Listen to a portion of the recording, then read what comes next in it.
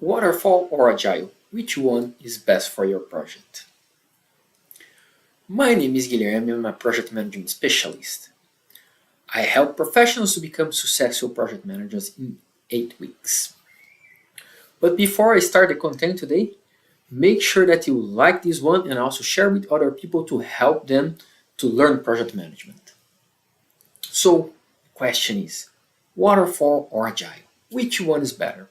Well, before talking waterfall and agile, which one is better, of course, I want to first make sure that you fully understand the difference between them.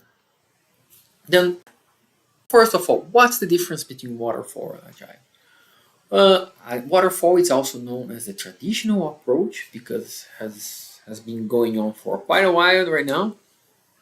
What's the idea of the waterfall? As you can see here, first then you collect all the requirements for the project and then you work the scope definition for your project. And the scope, of course, is based on the requirements. Then, based on the scope, you create a plan, like you make a time and cost estimation, assess risks, agree on the quality level of the project, define resources, and a lot of stuff that is included in your project plan. And keeping always in mind that the time and cost they are estimated there because your scope there is fixed, or in theory it's fixed because in practice you also see a lot of changes in any type of project that you go there.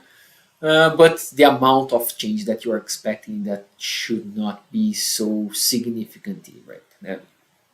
So then you estimate, you create your plan, make your estimations there, then you go for to execute and control your project. After you execute and control your project, of course, your project is ready for release. And I mean release, but it can be, when you talk about that, it can be a construction project, it can be a product development project, or any other thing that you have in mind there. So usually you have this level: requirement, scope, plan, execute and control and release. That's why it's waterfall, because that's only one direction there. And what about the agile approach? What happened is, long time ago, already more than 20 years ago, there was some challenges depending on the type of project that you're having there. Types of projects that's really difficult to understand the requirements up front, and really it's really difficult to fix the scope up front. So there was, of course, a group of people, they get together, they create the Agile Manifesto, and from there, of course, there's a lot of developments inside of Agile approach. You have Scrum, Kanban, XP, and a lot of other different frameworks that you can see there. But the idea of them is basically the same. The idea is to start an agile approach. The difference between waterfall and agile, because in a waterfall approach, you try to, or you put some effort there to collect all the requirements because you're expecting that those are going to be fixed during the project. When you're going for the agile, you already know that a lot of those requirements you're likely they're going to change because you're not sure yet, or you don't have clarity about your product. So you take the requirements that you have on hand, you select few of them, then you are working on only a piece of the scope, and then you work in what's called a sprint or an interaction there. And then you plan this interaction, of course, you execute, you inspect, and you adapt. In the end of the interaction, it's expected that you learn a bit more about your project, then you review your requirements again, and then you prioritize a piece of the scope, a piece of the requirements are going to do like that. So you're going to go, like you can see here, incrementally building your product. And every iteration that you go, your knowledge about your product increases. Then some stuff might go out from the scope, you might add other stuff, and you continue like that until you're going to release. So you have smaller cycles to plan, execute, inspect, and adapt, and you keep that until you release. Again, whatever product that you're doing, you can release here. You're going to see that the agile is very commonly used in software development or IT, and because of course it started there, and you can imagine that's much more difficult to explain what you want in software than, for example, what you want for a house. For a house, you say, I want a 100 square meter house, three bedrooms, one living room, two bathrooms, or whatever that you have there. Then it gives, you see that the different types of scope that you have there, that means by different types of scope, it's the clarity that you have on requirements, but the certainties that you have in the requirements are higher if you are looking for a waterfall, or should be higher if you're looking for a waterfall, than if you're going for an agile project. But and of course, every time you present that, then people say, but what about the cost? Well, let me show you another difference between them so you also can understand a bit better.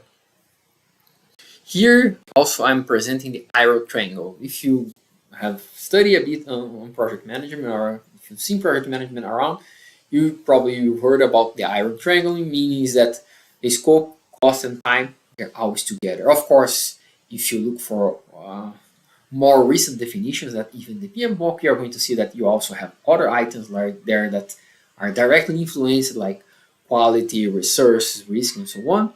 But let's take this basic here. So in a waterfall project, you have the scope that's fixed. Then you're going to make a cost and time estimation. Why it's an estimation? Because it's expected that you're going to have some variation on that. Of course, you always want to have the variation under an acceptable acceptable range, because of course companies, they want to make a profit there, and they need to make a profit to be sustainable. But then you have you're going to keep tracking your costs, taking actions depending to make sure that you are going to keep your timeline. And when you deliver, you must deliver the scope that was agreed in the beginning. The difference with the agile is that because you know that your scope is going to change, you already understand that you don't have full clarity in the scope. So what you're going to fix there? You're going to fix usually your release date. Say that's my release date that I have here. You're going to have your resource, your team. Then that means that once you fix the resource, you kind of ending up fixing or having a much more constraints about your cost, because if, for example, if you're talking about IT and you do not invest anything in hardware, it's basically hours that you're putting in the project. And because your release is fixed, what you're going to compromise is based on the scope, because sometimes you can make more than one release. For example, if you look for a software, for an app in your cell phone, you're going to see that all the apps have different versions and they have upgrades. Those are different releases because they find bugs, they find features that they need to include it, they get feedback from users. So you can have a first release and build after that. So then the resource and time are fixed, and the scope will change for this release. So here you already can see a very fundamental difference there. And why you need to understand that also, it's because, for example, a couple of months ago I was discussing with someone. The person was a student, and he was looking for a final project, and he was looking for how can the topic that he wanted to pursue for his master thesis was how a construction project, how using agile or how using Scrum can reduce the number of claims in a construction project. And my first question to him is like, how does that work? Because the framework itself, it's not going to help you the number of claims. Because if you have a scope that's fixed, whatever needs to change it, it needs to change it. It does not matter if it's waterfall or it's even agile. And if you have a contract with a fixed price, you're always going to have the claims. And of course, if you say that you have a contract that you pay like resources plus a fee, then that's a bit different. Then of course you are going to reduce the number of claims. But just the framework cannot do that, because so it's important that you understand that different frameworks will be better suitable for different positions. And here, what I was mentioning, when you talk about agile, you have agile by itself. It's not a framework. You can have the agile approach, but it includes different frameworks that you can have, like Scrum, Crystal, XP, DSDM, AUP, Scrumban, and because then you're using Scrum and Kanban, and you have Kanban. And something that nice also want to bring here, that's also why I always talk, also create a lot of content also about Lean, Because Lean philosophy is basically one of the foundations of Agile. It was built on that. Again, you are going to see a lot of people arguing about that on the internet. My perspective, first of all, the PMBOK, that's created for dozens of project managers around the world have the agreement that they see that this is the Lean is kind of the foundation from Agile. If you go for the Scrum Guide is written down there that Lean philosophy also is the basis, one of the items that Scrum is based off. And if you read the Agile Manifesto and if you understand the Lean principles, again, go back to the Toyota production system, you're going to, I see myself the difference there. That's why I'm in here. But let's go back again. So now you know the difference there. What's the difference between Agile and Waterfall? Basically, then you're going to see there's different types of constraint, like you can have scope, type of contract, customer, company, and so on. And those different constraints will be more suitable for a waterfall, or they are going to be more suitable for an agile approach. Why is that important? Well, think about your project as a destination.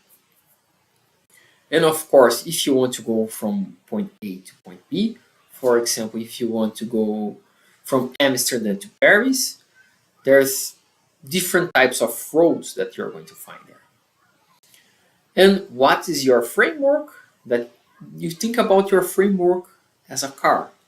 For example, if you are in a situation like that one here, like where you have a dirt road or completely off-road, you do not want to drive a Porsche there. You need to have something what you see here, because you're going to have a lot of roads, you have water, you have mud, and then you need something that can go to pass that.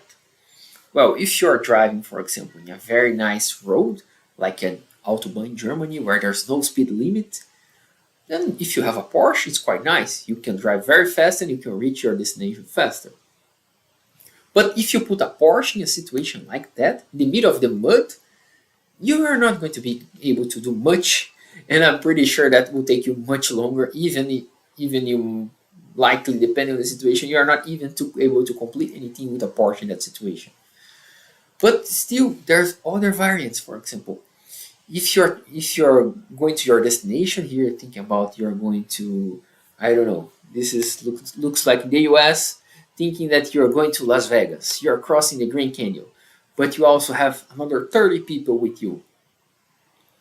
Well, if you need to carry together with you 30 people, you need a bus, because 30 people you cannot put inside a Porsche, and you cannot put inside a Jeep like that one, an off-road car.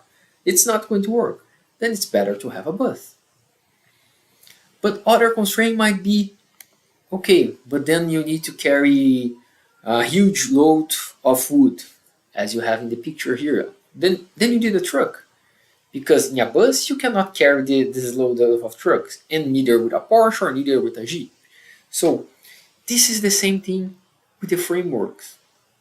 Like if you are operating in a construction environment, might be, for example, I've worked in a construction inside of a mine. Then there was an expansion of a mine, and one of my projects, I was responsible for the project that was expanding the power supply of the mine.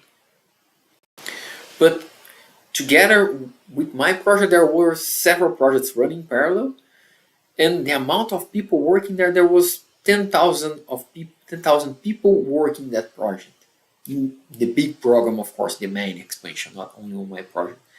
Then you can imagine, if you say that you do not have a good structure for communication, if you say I'm going to run Scrum with 10,000 people, yeah, you're going to run a lot of scrums.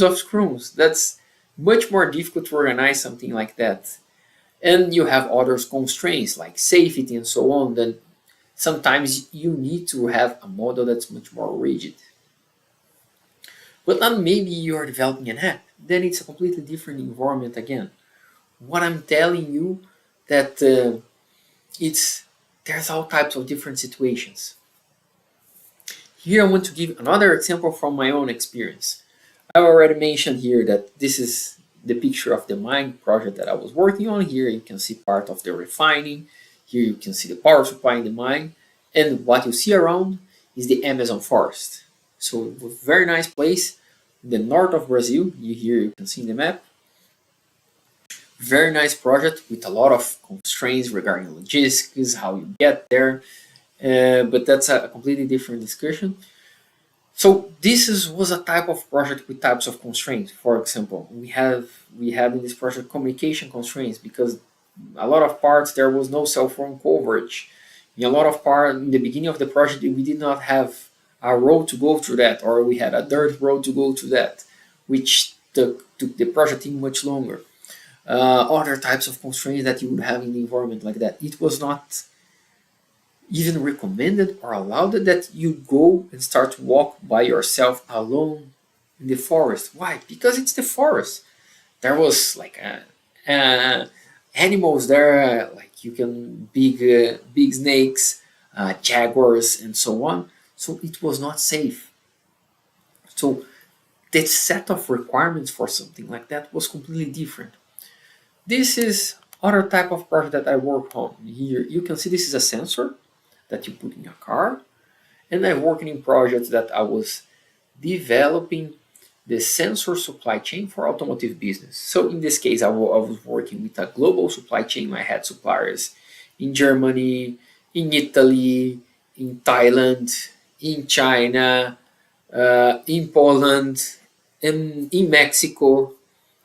And I was working with plants like in Bulgaria. I was working with a plant in China, Malaysia, in Mexico. Again, here the types of constraints that I faced in a project like that was completely different. You can imagine that the project I was doing here for expand the power supply for the mine, it was an open one.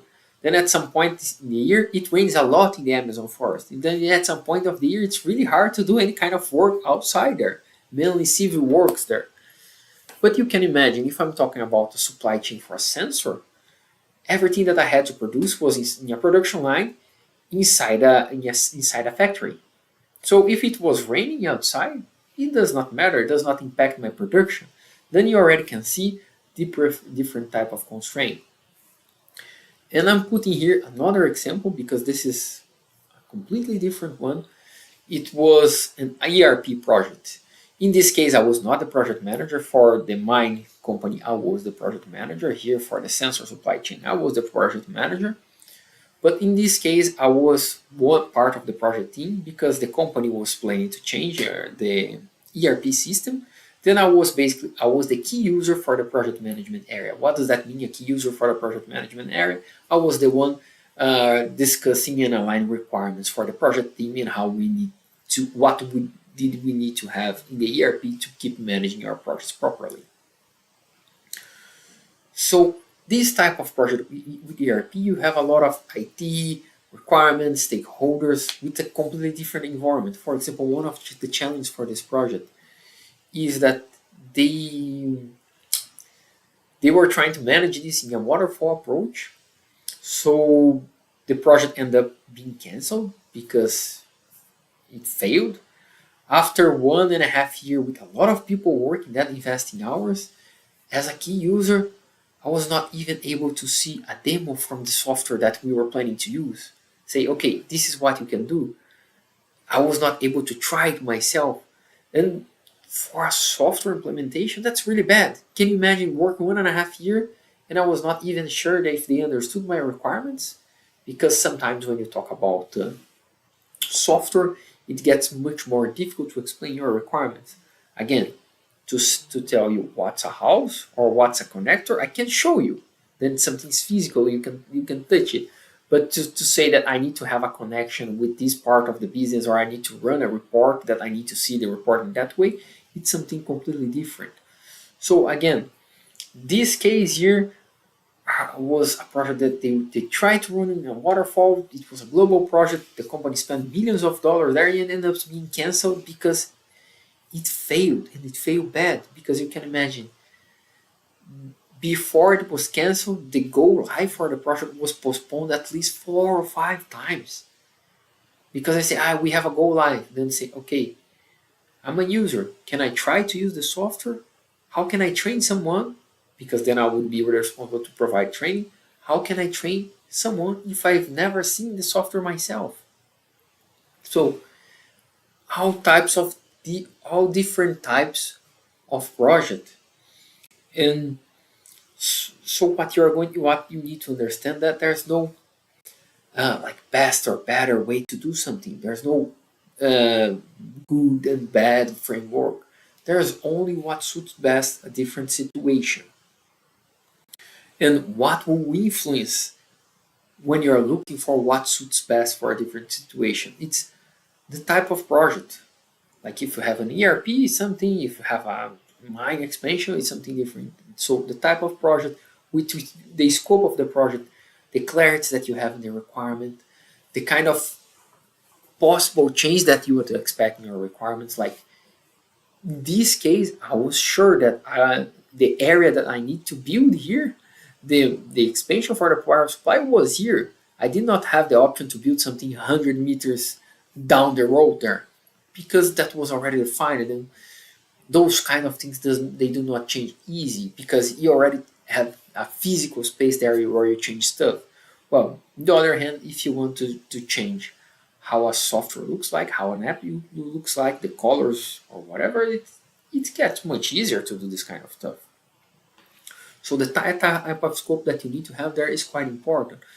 But also, like things that you need to consider in the project, number of people that you have in your team. If you have a team with 5 people, 10 people is something. If you have 10,000 people working your project, that's something completely different. You need a structure to manage and make sure all those people are aligned there. You need to make sure your company understands what needs to be done there. The culture of the company then will influence the customer, the relationship you have with the customer. Why? Because in an agile environment, you need to have a close contact with the customer, and the customer needs to understand that the scope is going to be incrementally changing and incrementally no. Because if you have again a fixed price with an agile using Scrum, that does not work. Why? Because every time a change appear, every time a change come up, you don't want to change.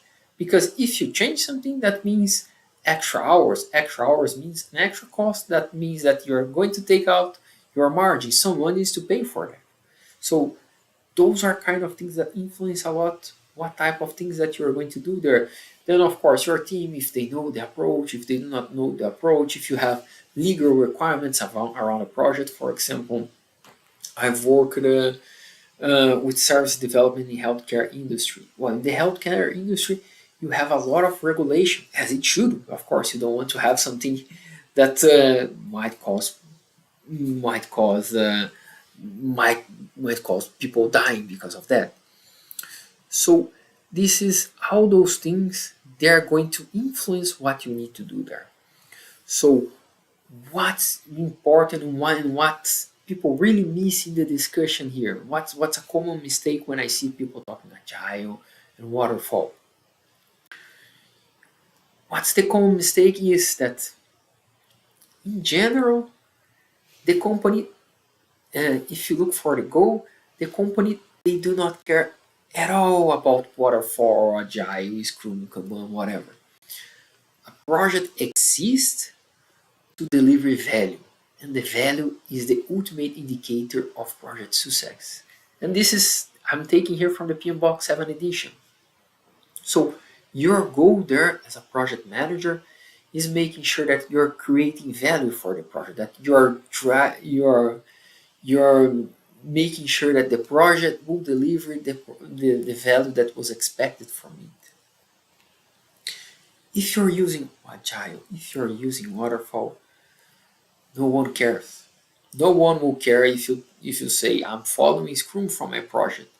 I do my sprint planning exactly in the time box that I have in the Scrum guide. I do all my daily Scrums, time box 15 minutes. I do my sprint review. I do my sprint retrospective. I keep my Kanban here. I have my sprint backlog here. Like No, and but if you do all that and by the end the project fails, the project does not deliver the value, no one cares about the ritus of the scrums. The company cares about the project that's going to be delivered there.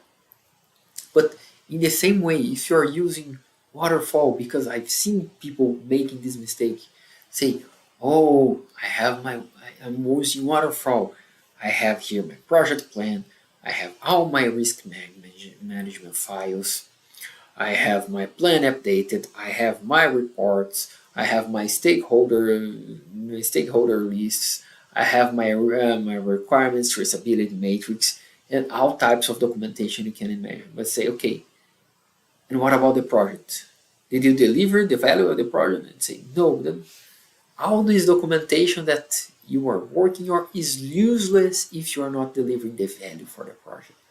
So the big mistake is thinking about what's important there. It's what framework that you are using. If it's waterfall or it's agile, because in the end, what matters is the value that you're going to deliver there.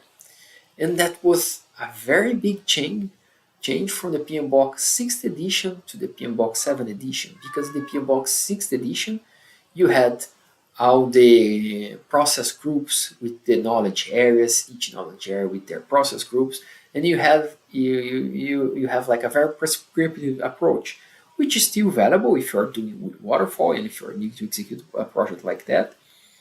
But the 7th edition, it's a value based, it's principle based. What does that mean? Then you are looking for what are the principles that you need to know to have success in a project. Then you need to focus in value delivery. Then when you talk about value, you talk about systems of value. You need to think about leadership. You need to think about tailoring. Tailoring is basically changing the approach or adapting your project management approach, waterfall, agile, scrum, kanban, whatever you want to use it, to a specific situation. Why? Looking to the value that you are going to deliver there. So it's a big mistake thinking about a framework as something that's, because I've seen people saying there that I just work with agile. Well, it can be you're going to just limit yourself for a part of, or a piece of project management there, maybe a specific industry, and maybe a few years another framework will come, maybe something else will change. I don't know what's going to happen with AI, because it's the same thing that you are focusing on tool saying, I'm only focusing on MS project. Yeah, but if something else come up, then you're going to say, no, I just want to use that. No, you need to focus on what needs to get done there. What's the value that you're bringing to that? That's what's important. Forget about waterfall, forget about agile, forget about scrum. Focus in the value. And once you're focusing the value, you're going to understand the constraints that you have around your project, as I mentioned, your company, your team, your customer, your type of project. And based on that, you're going to look for what's more suitable for you in that situation. And with that, of course, then you can select what's more suitable, and then you can keep driving the project to deliver the value that's required for that. And that's what the company wants. No one cares again about waterfall or agile. No one cares about the documentations. No one cares about if you're having your product backlog very nice, if you're running your sprints, if you're keeping your sprints accordingly with the time boxes and so on. If you do not deliver value, the project fails. Simple like that.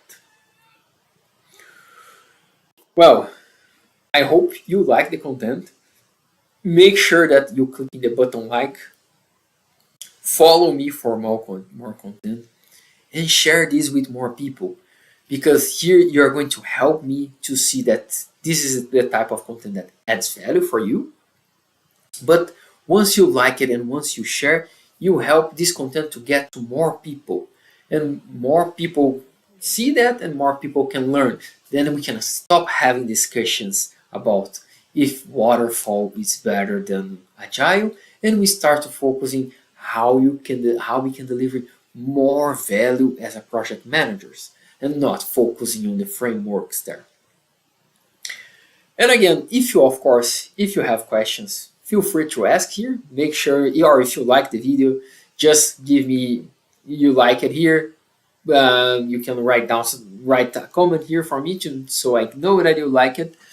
Follow me on Instagram. On Instagram, I also have a Q&A box that's open every day, and I share all types of content. Follow me on YouTube, and see you around for more content.